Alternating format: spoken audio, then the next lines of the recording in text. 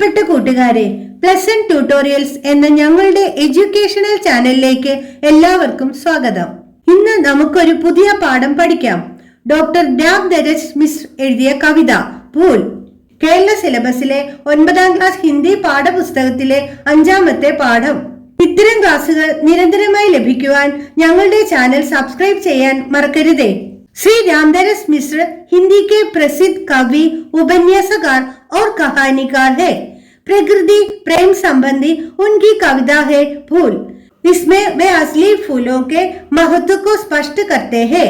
Doctor രാംദരസ് Mishra ഹിന്ദിയിലെ പ്രശസ്തനായ കവിയും നോവലിസ്റ്റും കഥാകൃത്തുമാണ്. പ്രകൃതി സ്നേഹവുമായി ബന്ധപ്പെട്ട അദ്ദേഹത്തിന്റെ കവിതയാണ് ഭൂൽ. ഇതിൽ അദ്ദേഹം യഥാർത്ഥ പൂക്കളുടെ മഹത്വം വിശദീകരിക്കുന്നു. Dr. Ramdaras Misra is a famous Hindi poet, novelist and story writer. The poem Bhool is related to the love of nature. In this, he explains the glory of real flowers. ഇനി നമുക്ക് കവിതാ ഭാഗങ്ങൾ നോക്കാം. Let us look at the parts of the poem.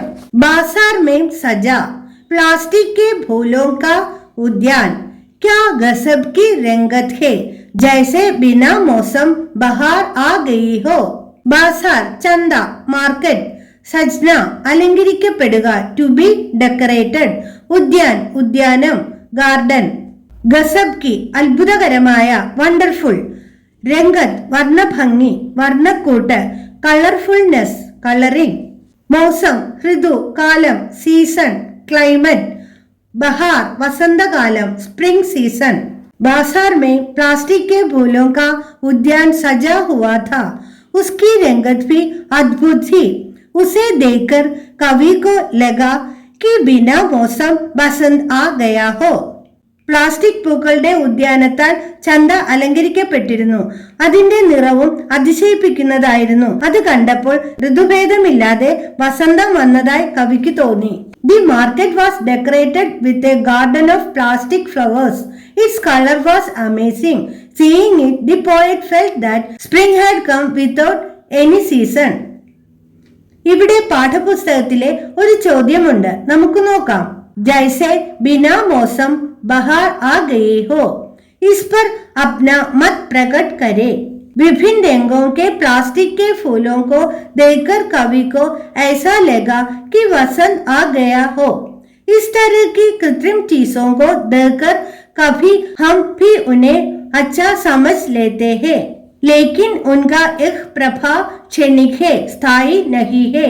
क्षणिक നൈമിഷികമായ temporary, സ്ഥായി സ്ഥിരമായ permanent.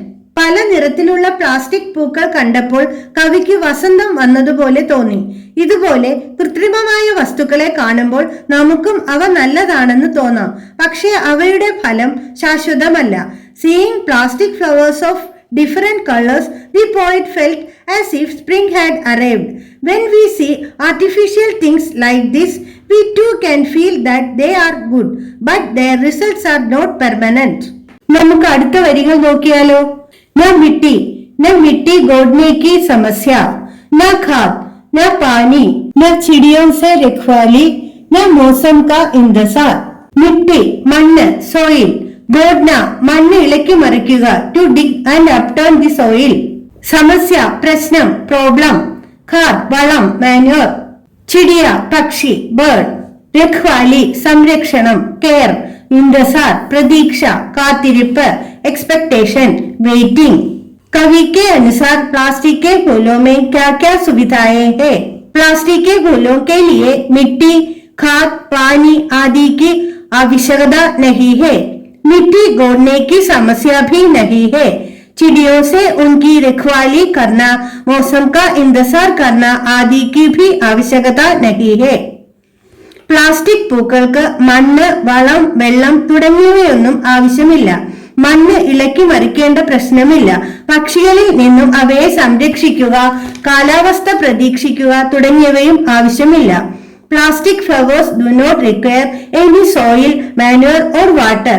There is no problem of digging and upturning the soil. There is no need to protect them from birds and wait for the weather. ഇനി plastic പൂക്കളെ കുറിച്ച് മറ്റെന്തെല്ലാം കവി പറയുന്നുണ്ട്. Now what else does the poet say about plastic flowers? एक ही भाव से हमेशा दहकते रहते हैं ये फूल, मैं इन्हें दूर तक देखता रहा, फिर आंखों में उतर गए छुपते हुए से अपने आंगन के खिलते मुरझाते फूल.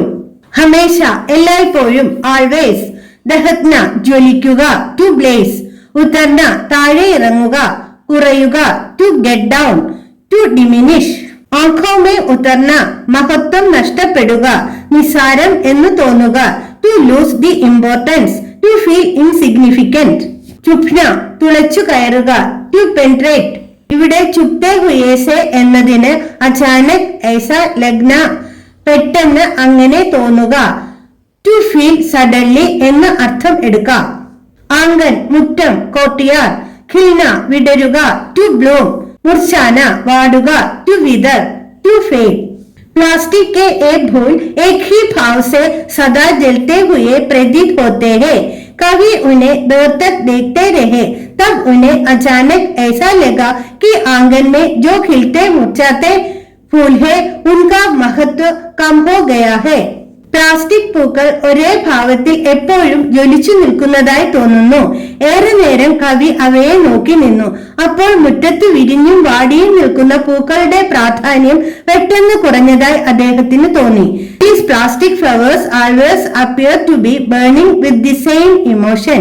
The poet kept looking at them for a long time. Then suddenly he felt that the importance of the flowers blooming and withering in the courtyard had diminished. ഇവിടെ പാഠപുസ്തകത്തിലെ ഒരു ചോദ്യമുണ്ട്. एक ही भाव से हमेशा दहकते रहते हैं ये फूल, कवि ने ऐसा क्यों कहा होगा?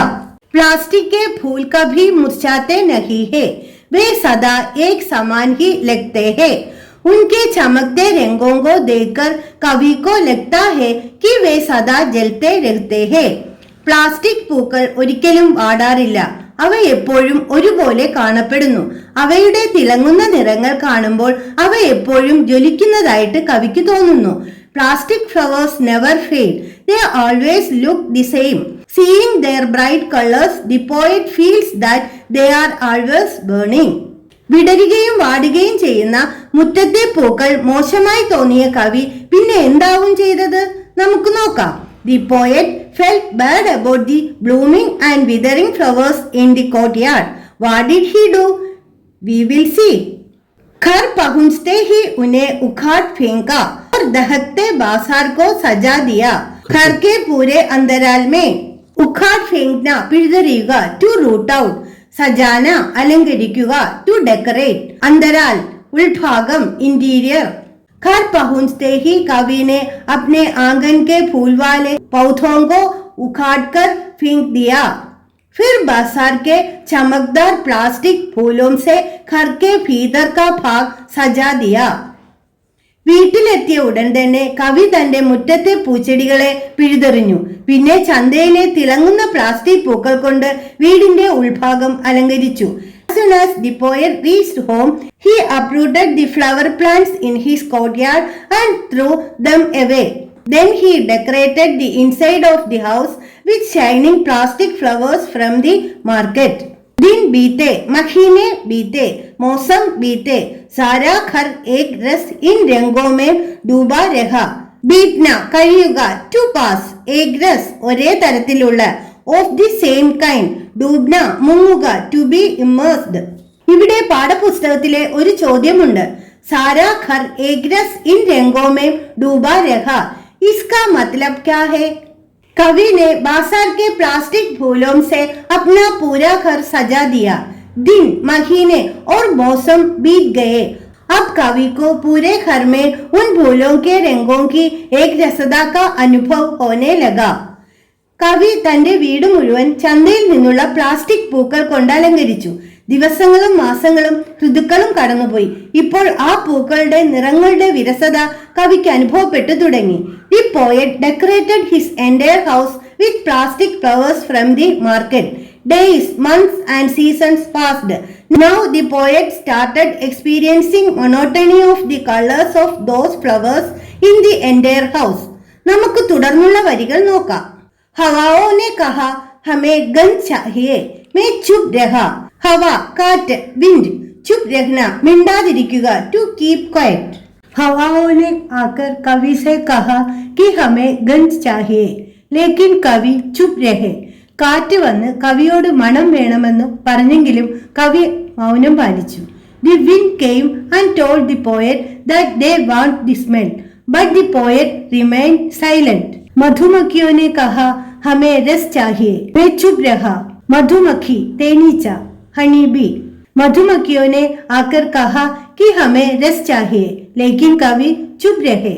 തേനീച്ചകൾ വന്ന് അവർക്ക് തേൻ വേണമെന്ന് പറഞ്ഞു, പക്ഷേ കവി മൗനം പാലിച്ചു. The honey bees came and said that they wanted nectar, but the poet kept quiet. तितलियों ने कहा हमें कोमल स्पर्श चाहिए, मैं चुप रहा. तितली पूंगाटा बटरफ्लाई. तितलियों ने कवि से कहा कि हमें कोमल स्पर्श चाहिए, पर कवि चुप रहे. മൃദുസ്പർശം വേണമെന്ന് പൂമ്പാറ്റകൾ കവിയോട് പറഞ്ഞു, പക്ഷേ കവി മൗനം പാലിച്ചു. The butterflies told the poet that they wanted a gentle touch, but the poet remained silent. माँ ने कहा मुझे पूजा के लिए फूल चाहिए, मैं चुप रहा. कवि की माँ ने आकर कहा था कि मुझे पूजा के लिए फूल चाहिए, उस समय भी कवि चुप रहे. കവിയുടെ അമ്മ വന്ന് പൂജയ്ക്ക് പൂക്കൾ വേണമെന്ന് പറഞ്ഞു, അപ്പോഴും കവി മൗനം പാലിച്ചു. The poet's mother came and said that she needed flowers for worship. Even then the poet remained silent. पत्नी ने कहा मुझे वेणी के लिए फूल चाहिए, मैं चुप रहा. वेणी मुड़िकट ब्राइडल हेयर. कवि की पत्नी ने कहा कि मुझे वेणी के लिए फूल चाहिए, परंतु कवि चुप रहे. തന്റെ മുടിക്കെട്ടിലേക്കായി പൂക്കൾ വേണമെന്ന് കവിയുടെ ഭാര്യ പറഞ്ഞു, പക്ഷേ കവി മൗനം പാലിച്ചു. The poet's wife said that she needed flowers for her braided hair, but the poet kept quiet. ഇവിടെ പാഠപുസ്തകത്തിലെ ഒരു ചോദ്യമുണ്ട്. हवा, मधुमक्खी, तितली आदि प्लास्टिक के फूलों से क्यों असंतुष्ट है? प्लास्टिक के फूलों से हवा को गंध नहीं मिलती, मधुमक्खियों को रस नहीं मिलता, तितलियों को कोमल स्पर्श नहीं मिलता. ऐसे फूल पूजा के लिए और वेणी के लिए भी योग्य नहीं, इसलिए वे प्लास्टिक के फूलों से असंतुष्ट है. പ്ലാസ്റ്റിക് പൂക്കൾ കാറ്റിന് മണം നൽകുന്നില്ല, തേനീച്ചകൾക്ക് തേൻ നൽകുന്നില്ല, ചിത്രശലഭങ്ങൾക്ക് മൃദുവായ സ്പർശനവും നൽകുന്നില്ല. ഇത്തരം പൂക്കൾ പൂജയ്ക്ക് യോജിച്ചതല്ല, മുടിക്കെട്ടിലും യോജിക്കില്ല. അതുകൊണ്ടാണ് പ്ലാസ്റ്റിക് പൂക്കളോട് അവർക്ക് അതൃപ്തി. Plastic flowers do not provide fragrance to the air, do not provide nectar to the honeybees, and do not provide soft touch to the butterflies. Such flowers are not suitable for worship or even for braided hair. That is why they are dissatisfied with plastic flowers. കൂട്ടുകാരെ, കവിതയിലെ ഏതാനും വരികളുടെ ആശയവും ചില ചോദ്യങ്ങളും പരിചയപ്പെട്ടുവല്ലോ. അവയുടെ ഉത്തരങ്ങൾ എഴുതിയെടുത്ത് വായിച്ചു വെക്കണേ. കവിതയുടെ ബാക്കി ഭാഗവുമായി അടുത്ത ക്ലാസ്സിൽ വീണ്ടും കാണാം. ഒപ്പം ഞങ്ങളുടെ ഈ ചാനൽ സബ്സ്ക്രൈബ് ചെയ്യാനും മറക്കരുതേ. ധന്യവാദ്.